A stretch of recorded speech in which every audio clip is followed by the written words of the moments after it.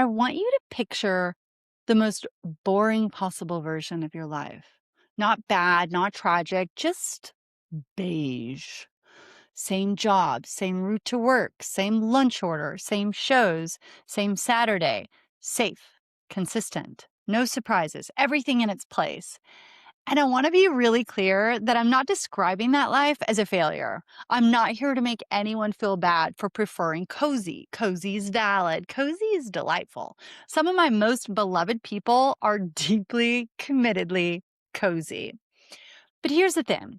There's a difference between cozy and sealed, between loving stability and quietly closing off. And I think a lot of us, without even noticing it, have done the second thing.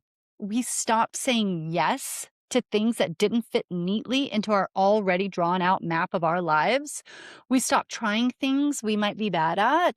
We stopped wondering. We called it maturity.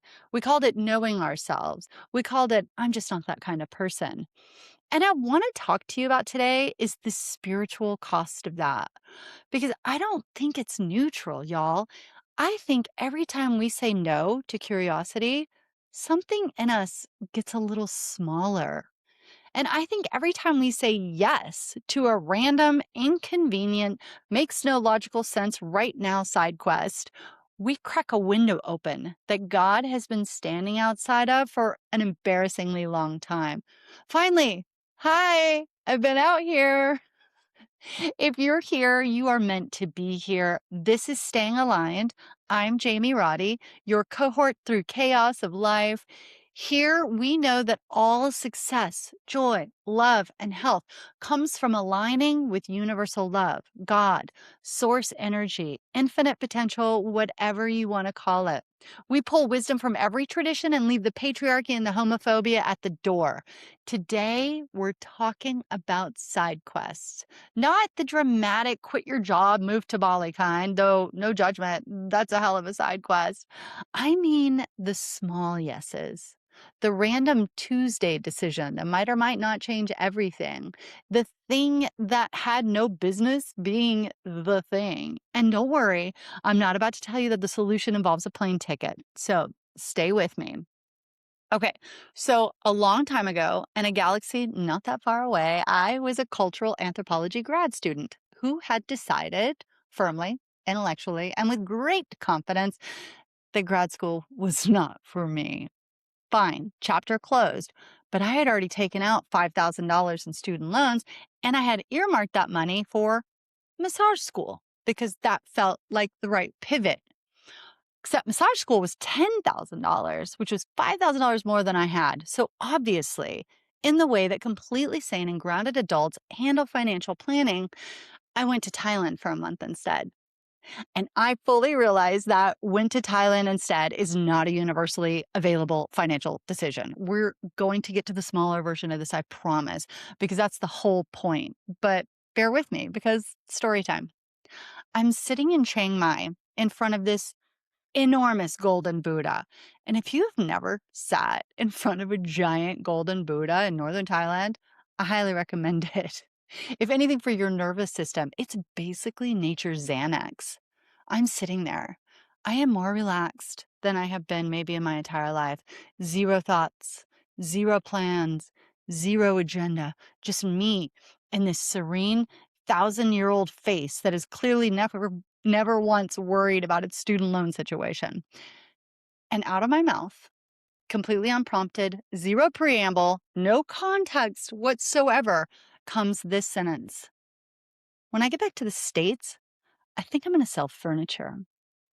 My then boyfriend looked at me the way you look at someone who has had like way too much sun, because I had never, not once in my life, expressed any interest in furniture or design or anything adjacent. I could have said I was going to become a sportscaster or start a chinchilla farm. The furniture thing was not more or less logical than either of those options. It came from absolutely nowhere. 3 days after I land back in LA, I'm working at a custom furniture store. And within 3 months, I am the top selling salesperson across all three of their locations combined. Turns out I'm really good at selling furniture. So that escalated. Within 5 years, I had founded Eden LA Interiors, a business that became my life's work that I'm still genuinely obsessed with, that I never would in a million years have found if I had made the rational decision, if I had stayed on the path, if I had said no to the Golden Buddha download and yes to being a reasonable adult with a plan. The universe whispered furniture in front of a 1,000-year-old statue, and I, to my eternal gratitude, did not overthink it. And that's the thing about side quests. They compound because saying yes once makes it easier to say yes again. And the yeses started connecting to each other in ways you absolutely cannot plan for. Another story time. A few years ago, I said yes to something that on paper was wildly off script. I got on a plane to go to Colombia to spend time with a group of entrepreneurs. Not a conference, just a collection of interesting humans doing interesting things in an interesting place. Classic side quest energy.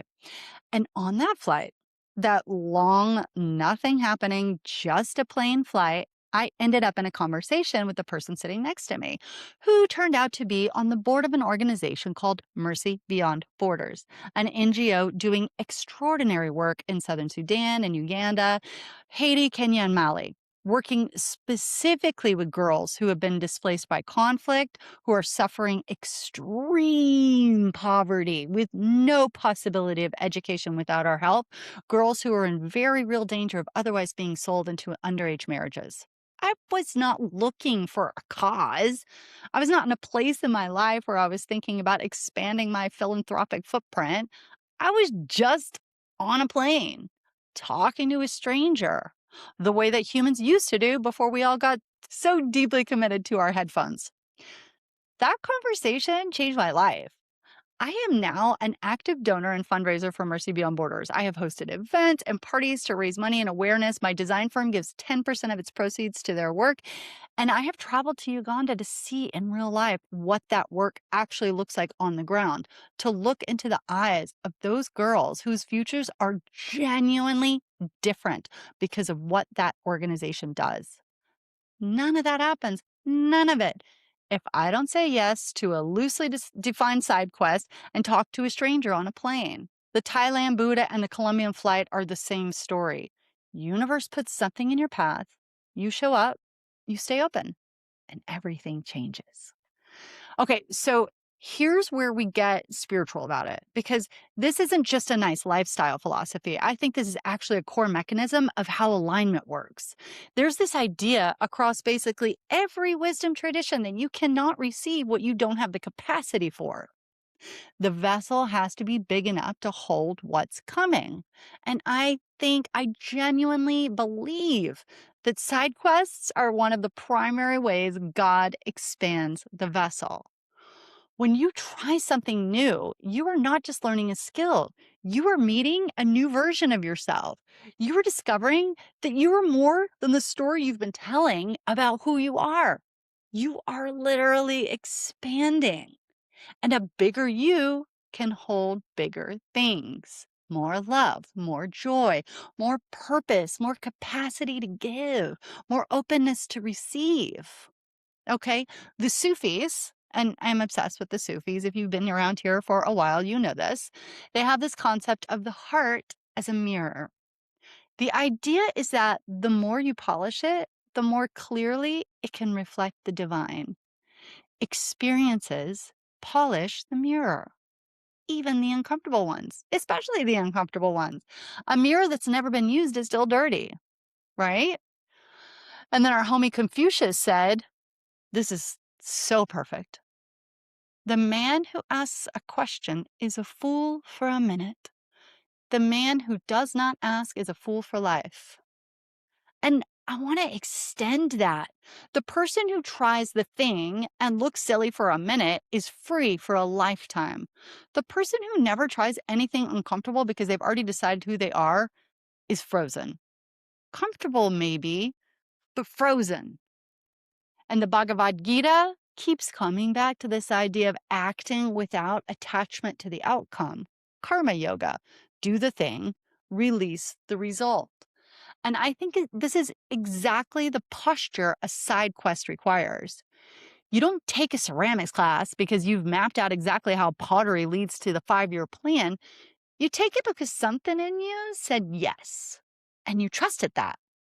The yes is the spiritual practice. And then there's the quantum physics people, because I love when the science nerds show up to the same party as the ancient mystics. They talk about how observation changes outcomes. The act of paying attention to something actually changes it, which means the act of staying curious about your own life, actively looking for what might be interesting, actually changes what's possible. You are not a passive observer of your own story. You are participating in its creation. Every side quest is an act of co creation with the universe. And real quick, if this conversation is landing for you somewhere soft and yummy and you want more of it, come find us at stayingaligned.org. We have a full community over there of people who are genuinely doing this work. There's a meditation library, guided courses, playlists, reading recommendations, all of it free. A space that doesn't have an algorithm aimed at selling you things, just people actually doing the work together. Stayingaligned.org. Come find us. Okay, back to it. Okay. I hear the objection forming already, and I want to meet it directly because some of you are sitting there going, "That's great for you, Jamie. You're clearly the type of person who goes to Colombia on a whim and sits in front of a golden Buddhas in Thailand. I have a job and a mortgage and a kid and a body that needs 9 hours of sleep, or everyone suffers. I am not a spontaneous adventurer. I just want to watch my shows in peace." First of all, deeply valid. Have you seen TV lately? It is awesome. The shows are important. Don't let anyone come between you and your shows. But I want to reframe what a side quest actually is or can be, because I'm not talking about blowing up your life. I'm not talking about anything that requires a GoFundMe afterwards. A side quest is just a yes to something that isn't already on the map. It's the community pottery class you keep seeing advertised. It's the book club you've been meaning to look into since 2019. It's saying yes when your coworker invites you somewhere that isn't your normal scene. It's taking the long route home and stopping somewhere new. Another story time. My late grandfather was about as cozy of a human as has ever walked the earth. He grew up and lived and died in the same dusty, friendly, small town in West Texas that I did. He had his orange corduroy chair and his World War II documentaries, and he was genuinely a happy man. He did not need Colombia. He did not need a golden Buddha, but he never took the same route home twice, ever. He'd find new back roads, new turns, new ways through the same familiar landscape, always winding his way back to that corduroy chair from a direction nobody expected. I always found that utterly enchanting. He kept the windows cracked. That's the whole thing. You don't have to upend your life. You just have to keep the windows cracked. The universe doesn't always whisper in Thai temples. Sometimes it whispers in the Tuesday evening adult beginner swimming class at the local rec center. Same whisper, different venue. And here's what I want to say to the person who has been in the same job for 30 years and genuinely loves it. I see you, and this is not about that. Staying in something that genuinely feeds you is not the same as closing off. There are people who've worked the same career their whole lives and are the most alive, curious, expanding people I know. The side quest isn't about external novelty, it's about internal openness. The question isn't, am I doing enough new things? The question is, am I still saying yes to life? There's a thing that happens when you follow curiosity consistently that I think is one of the most underrated spiritual phenomena there is. Interests compound. The more things you love, the more things you find to love because the wiring opens up.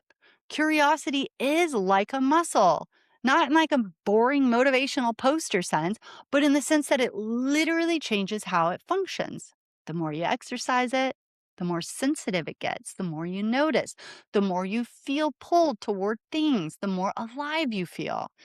And unfortunately, the reverse is also true. When we stop saying yes to new things for long enough, something quietly turns down. Not dramatically, not wakes up one day and thinks, well, that's it. I'm sealed off from the universe. It happens gradually. It's completely insidious. One no leads to another no, leads to, that's just not who I am anymore, leads to a life that technically has everything in it and somehow feels a little airless. I think that's what the Taoists are pointing at with Wu Wei, effortless action, going with the flow of things, not forcing, but also not resisting. A river doesn't stop being a river because it hits a rock. It finds a way around. It stays moving. Stagnant water and stagnant souls have a lot in common. Both get murky. Both lose their oxygen. Both stop supporting life. And from a purely practical standpoint, the more things you love, the more opportunities you have, the more people you can connect with, the more doors are open to you, the more ways God has to reach you. I met the Mercy Beyond Borders board member because I went to Colombia. I went to Colombia because I had already said yes to enough weird things that saying yes to one more felt natural. The yeses build on each other. They become a language you speak fluently with the universe, and the translation is always the same. I'm still here. I'm still open. Show me. That is faith in action. Not faith that everything will turn out exactly as you plan. That's not faith. That's a very detailed agenda with God's name on it. Real faith is, I don't know what's in this direction, and I'm going anyway because something in me said, go. Because I'm not here to just make you feel inspired and then send you back to your Tuesday or Sunday with zero equipment. I've got tools. 3 today. All right. Tool 1, the curiosity audit. Sit down with a piece of paper, not your phone, actual paper, this matters, and answer this question. What have I been mildly curious about for a while that I keep not doing anything with? Not obsessed with, not burning with passion over, just quietly interested in. A thing you keep bookmarking and never clicking? The class you look up and then close the tab on, write them all down. Big, small, weird, practical, nonsensical. The list itself is the first yes. You're telling the universe, I see these. I'm paying attention. Now what? And then, and this part is not negotiable. Put the list somewhere you'll actually see it again. Notes app, sticky note on your mirror, voice memo to yourself. Because in this world of infinite scroll, a spark can ignite in one moment and the very next swipe extinguishes it completely. Don't let the algorithm eat your curiosity list. Okay? Tool 2, the 1 degree yes. Pick the smallest thing on the list. The lowest stakes, the lowest effort, lowest commitment item. Not the one that requires a passport, the one that requires maybe 45 minutes and a reasonable amount of courage. And say yes to it this week. Not sometime soon, this week. Put it in the calendar right now.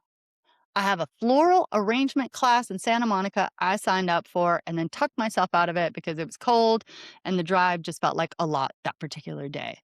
It is still on my list.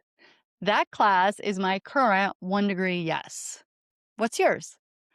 The goal isn't to change your life in one move. The goal is to prove to yourself that you're still someone who says yes. That's the entire assignment.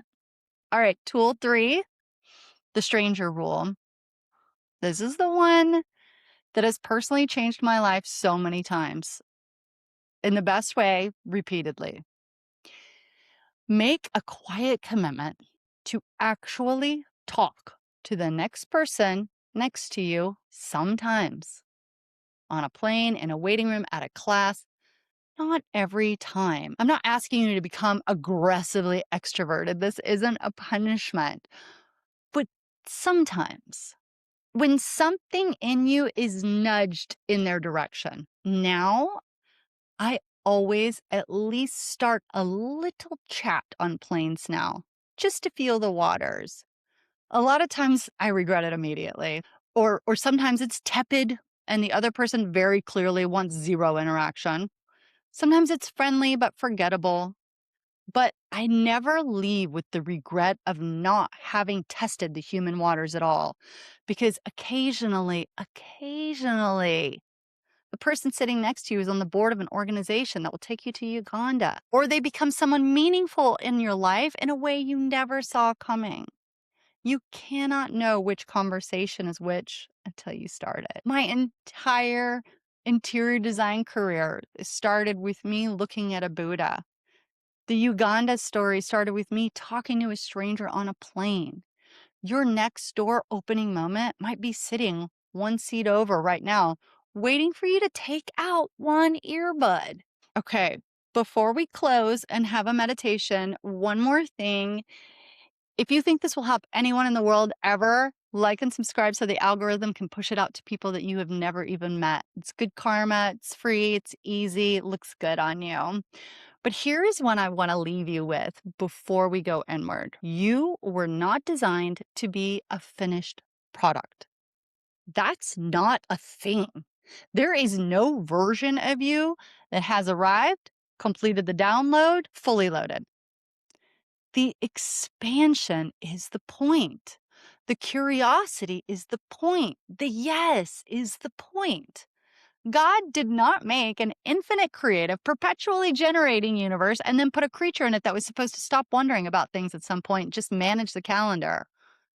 Shunryu Suzuki, one of the great Zen teachers, said, "In the beginner's mind, there are many possibilities. In the expert's mind, there are few." And I think about this a lot. The moment we decide we already know the shape of ourselves, we stop being available for what we actually are or could be. The beginner's mind isn't naivety, it's radical openness. It's the willingness to walk into a room and not already know the ending. It's what my grandfather was doing every single time he took a new road home. He never stopped being a beginner at his own life. That orange corduroy chair was always waiting for him every night, but he never took the same path to get there. You are allowed to be interested in some things that don't fit. You are allowed to take up new space. You are allowed to show up somewhere and be the most beginner person in the room. You are allowed to have a conversation with a stranger that turns your entire life around. You are not too old. You are not too settled. You are not too tired. You are just not that kind of person. You are a vessel, and the vessel gets to keep expanding. That is not a privilege reserved for the naturally adventurous. That is also your birthright.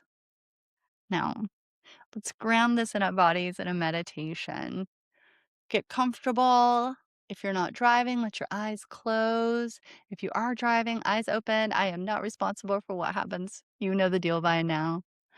Let's take a breath in through the nose.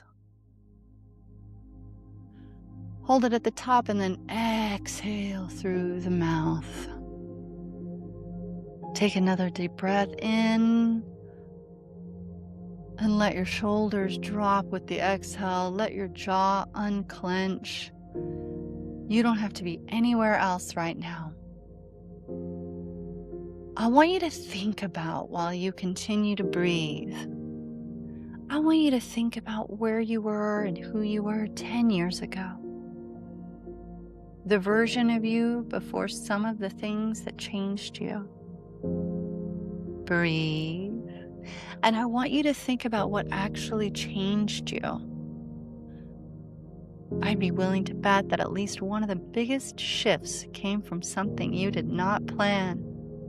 A conversation, a wrong turn, a yes that didn't make sense on paper. As you continue to breathe, think about that door you walked through without knowing what was on the other side. Let that be evidence. Let that be the proof you need. The universe has already done this for you. It's already placed things in your path that changed your life. It's doing it right now. It will keep doing it. As you continue to breathe, focusing on your breath, you're thinking that the only variable is whether you're open enough to notice what the universe is giving you. So now we're going to bring to mind something you've been curious about, something you've been putting off, something small or large that keeps lightly tapping you on the shoulder and that you keep swatting away because it's inconvenient or doesn't fit, or you've already decided you're not that kind of person. Let it come forward. Don't talk yourself out of it. Just let it be there. Now ask it honestly. What are you? What door are you? Where are you trying to take me? You don't even have to have an answer. You just have to be willing to ask. The willingness is everything. The willingness is the crack in the door. The willingness is what lets the light in. Take a deep breath, and as you breathe out, feel the weight of "I already know who I am" lift a little. Feel what it would be like to walk through your life with a beginner's mind.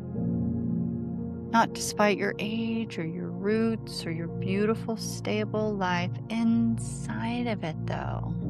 Because of it, through it, still becoming, still expanding, still curious, windows cracked. You are a vessel, and you are nowhere near full. Keep breathing here as long as you want. This alignment is always available to you. I'll see you next Sunday.